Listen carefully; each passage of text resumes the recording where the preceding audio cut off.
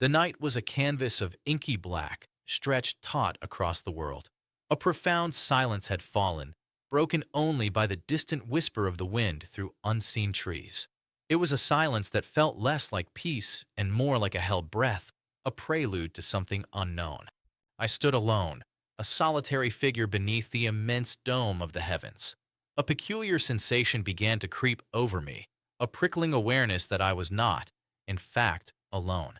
It was the distinct, unsettling feeling of being watched. My gaze instinctively lifted, sweeping across the starless expanse. There was nothing immediately apparent, just the familiar, comforting void. Yet, the feeling persisted, a cold tendril coiling around my spine, urging me to look closer. Then I saw it. Not a star, not a plane, but a distortion, a subtle ripple in the fabric of the night itself, high above, almost imperceptible against the black. It was a shape, or perhaps the absence of one, that seemed to absorb the light around it. My breath hitched. The ripple solidified, or rather, its edges became more defined.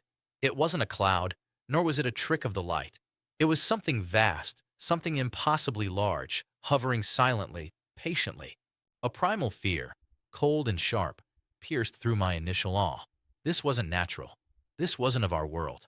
And it was undeniably, unequivocally, looking down. The shape began to shift, slowly, deliberately. It wasn't moving across the sky, but rather changing its internal structure like a living shadow. Tendrils, or perhaps limbs, seemed to extend and retract within its colossal form. No sound accompanied its movements, no rush of displaced air, no creak of impossible joints. Just the profound, terrifying silence, amplifying its alien presence. It was a silent ballet of cosmic horror. My mind raced, desperately trying to rationalize what my eyes were seeing. A weather phenomenon, a trick of exhaustion, but the sheer scale, the deliberate motion, defied all logical explanation.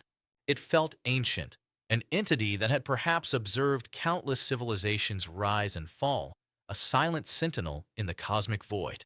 And now, its gaze was fixed upon me, a tiny speck beneath its incomprehensible mass.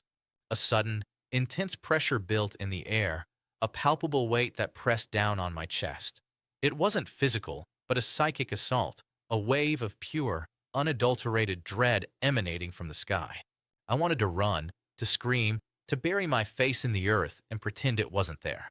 But I was frozen, captivated by the terrifying spectacle, unable to tear my eyes away from the silent observer.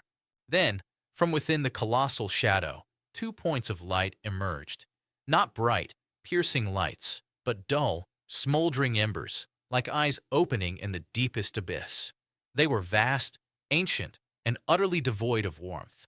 Those eyes, if that's what they were, seemed to bore directly into my soul, stripping away every pretense, every defense. They held an intelligence that was terrifying in its cold indifference, a gaze that saw everything and understood nothing of humanity. The air grew colder, a chill that seeped into my bones, far beyond the natural temperature of the night.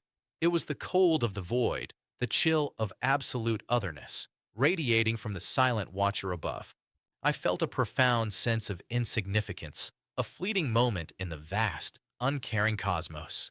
My existence, my fears, my hopes, were less than dust to this entity. I was merely an object of its silent, inscrutable observation. The minutes stretched into an eternity, each second a heavy weight. The eyes remained fixed, unblinking, unwavering.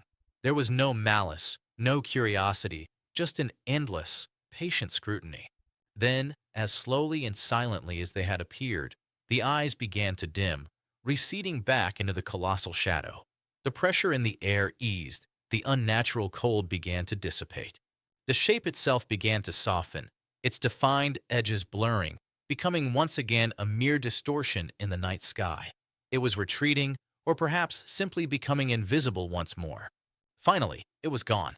The sky returned to its familiar, starless black, the profound silence once again broken only by the wind. But the world was not the same. I was not the same.